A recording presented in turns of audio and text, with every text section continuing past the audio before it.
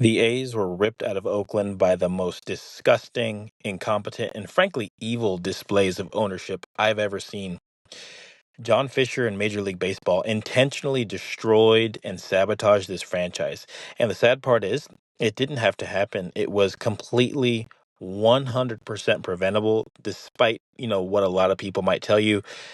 For nearly 60 years, this team called the East Bay home. 60 years of memories, camaraderie, playoff runs, World Series, and heartbreak are all gone now because of them. I want to talk about how disgusting John Fisher's ownership was, how this was preventable, and most importantly, what the A's are leaving behind in Oakland. I grew up an Oakland fan, and this still feels like a terrible nightmare for me.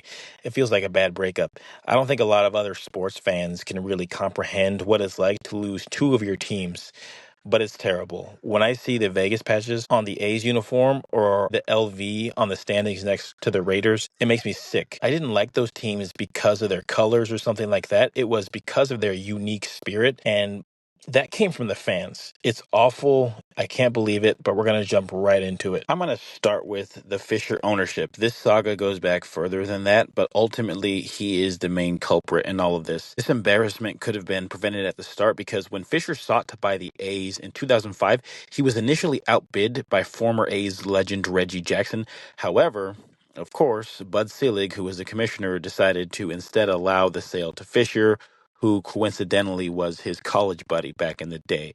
So, had Jackson bought the team, I think the A's would have likely built a ballpark in Oakland at some point, and this nightmare never would have happened. But, of course, as we know, Fisher won the bid, and so began a really bad trend.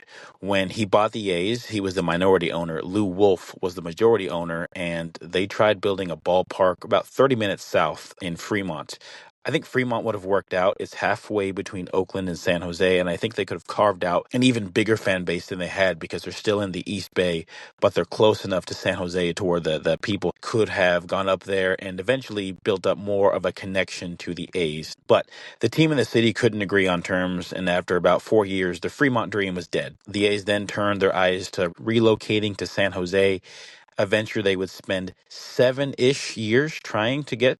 And notice how I haven't mentioned the city of Oakland yet. Keep that in mind for later.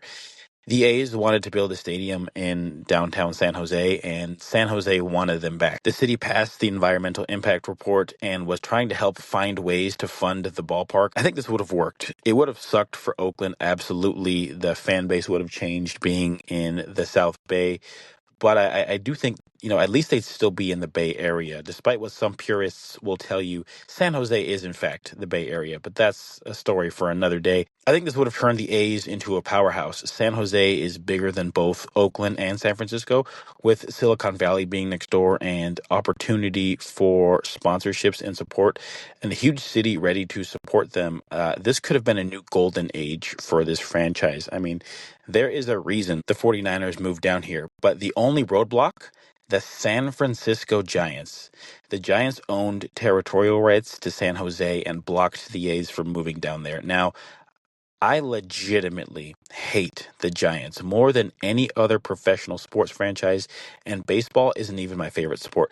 The Giants are a gross and predatory organization, and many, not all, many of their fans are fair weather and snobby and don't know much about baseball or the team they claim to support. But here's the main reason I hate the Giants. Despite what most people think, the Giants weren't always, this rich organization with a shiny palace on the waterfront. In the 90s, they were struggling and they were gone. They were moving to Tampa Bay. It wasn't if, they were gone.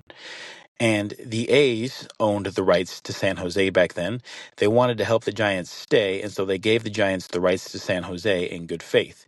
The Giants, in turn, were able to build a minor league ballpark here and found investors to build a ballpark in San Francisco. However, 20 years later, when the A's needed that same help, the Giants refused.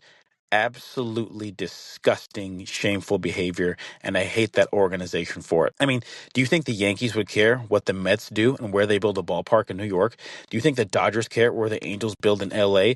The Giants did, and I think it was because they knew the A's would once again dwarf them in popularity, because there was a time when the Giants were not as popular as the A's in this area, and I think it would have returned to that, or at least been on an even playing field. But you can tell that I'm bitter, right? Moving on. A huge travesty in all of this was that on the field, the A's had some really good teams. They made the playoffs 12 times from 2000 to 2020. They had a bunch of all-stars, an MVP in Miguel Tejada, and a cast of characters that fans could routinely love.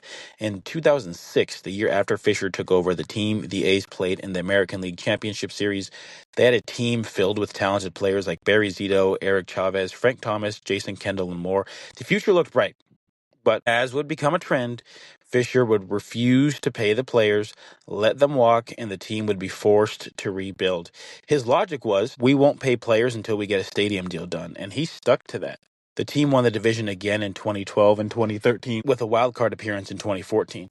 They had all-stars like Josh Donaldson, Sean Doolittle, Scott Kazmir, and Brandon Moss. The team was set up to compete for the World Series for years to come, but instead, he let the players walk again. Donaldson won MVP for Toronto the very next season, which was yet another gut punch for Oakland fans.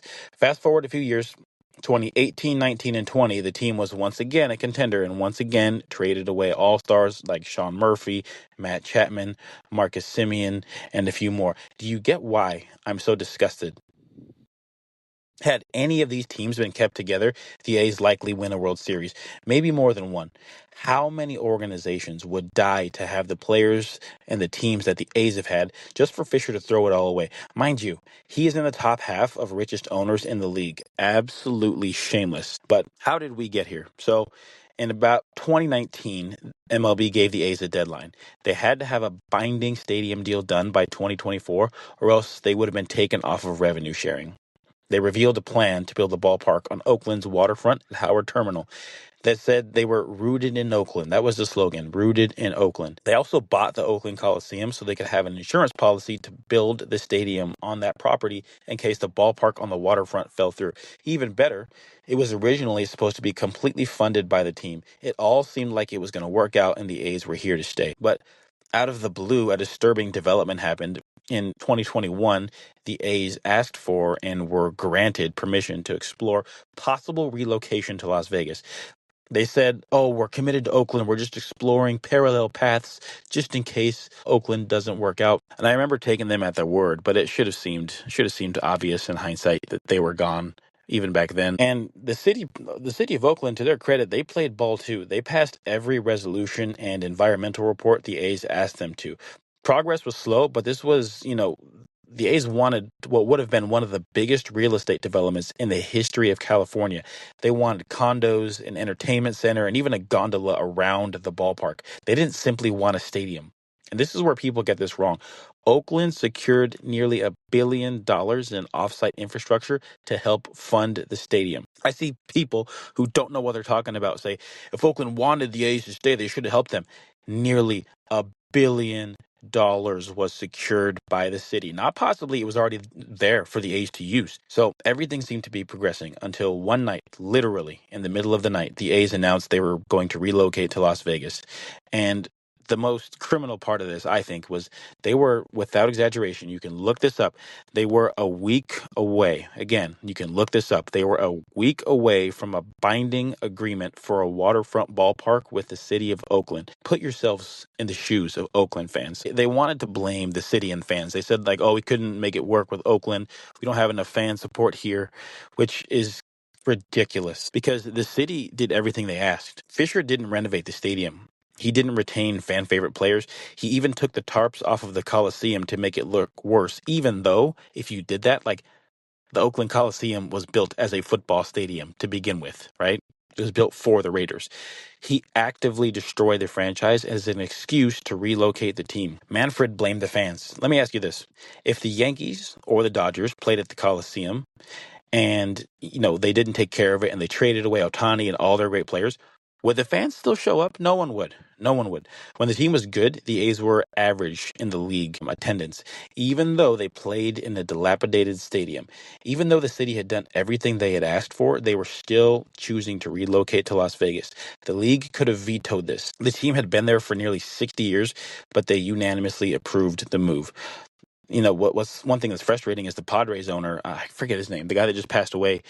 he wanted to block it, and he was getting together a few other owners to try and stop this move from happening and vetoing it. But he passed away, unfortunately. So it's really sad about that. But the A's fans, in typical Oakland fashion, they fought back. They organized reverse boycotts.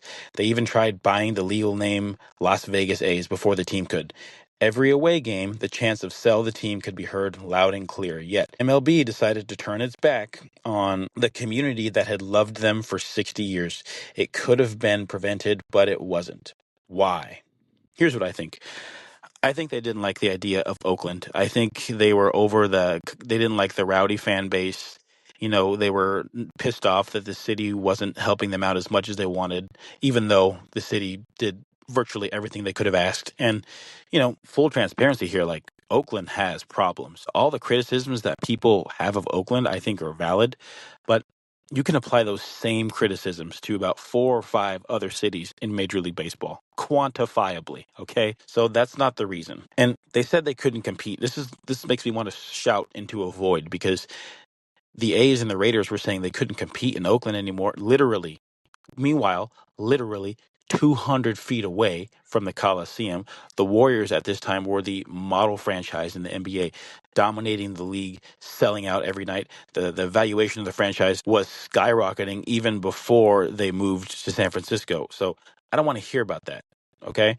And mind you, there's tons of businesses here anyway that the A's could have used at their disposal in the Bay Area. It's just really sad. And with that, professional sports in Oakland was dead. One of the most fun, rowdy, and real fan bases in the country was told, "We don't want you to be a part of this anymore." It was heartbreaking when you think about it. Within just a few years, Oakland lost the Raiders, the Warriors, and now the A's are gone. It's not just 3 teams. That's generations of memories, pride, and identity being ripped away.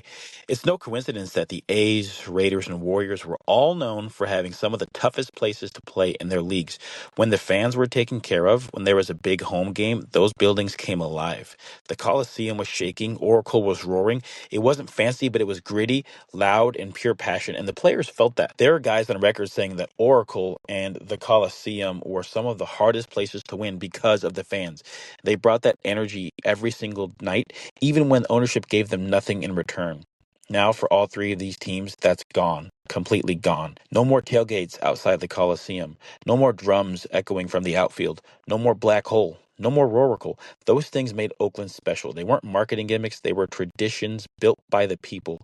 You could feel the pride in every chant, every tailgate, every moment of chaos. It was community. It was identity. It was Oakland. And people love to blame the fans for not showing up. But let's be honest, how many people are going to spend their hard-earned money on a franchise that sells off its best players, raises ticket prices, and lets the stadium literally rot? At some point, it stops being about loyalty, it starts being about self-respect. You can only be disrespected for so long before you say enough. Think about it. What other business fails and then blames the customer for not buying their product? Imagine a restaurant that serves bad food, never cleans the place, charges more every year, and then says, "Well, the customers just don't care anymore." That's exactly what happened in Oakland. The fans didn't stop caring. They were forced out. They were priced out. They were ignored. And that's the tragedy of it all, because the passion, the culture, the energy, it was all still there. The fans didn't leave the teams left the fans. Fisher ran the A's into the ground on purpose. He refused to spend, refused to fix the stadium, refused to care, and then acted shocked when the fans stopped showing up. I'll tell you this, he was faking that shock. And instead of holding him accountable, MLB rewarded him with relocation. That's the part that hurts the most. They handed him a golden ticket for running a historic franchise into the dirt. Rob Manfred in the league looked at one of baseball's most loyal fan bases, a community that supported the team through decades of mediocrity, through sewage leaks, through every trade deadline heartbreak, and said, "We're fine losing them," because to them, it's not about loyalty. It's not about community. It's about money, real estate. And here's the scary part. Oakland will not be the last city this happens to. If it can happen there, it can happen anywhere. If a billionaire owner wants out badly enough, if a league sees a new market with shinier profits, they'll pack up and leave without hesitation. That's the business of modern sports. Loyalty only goes one way, and it's not towards the fans. But here's what Fisher and MLB can't take away: the soul of Oakland sports. They can move the team.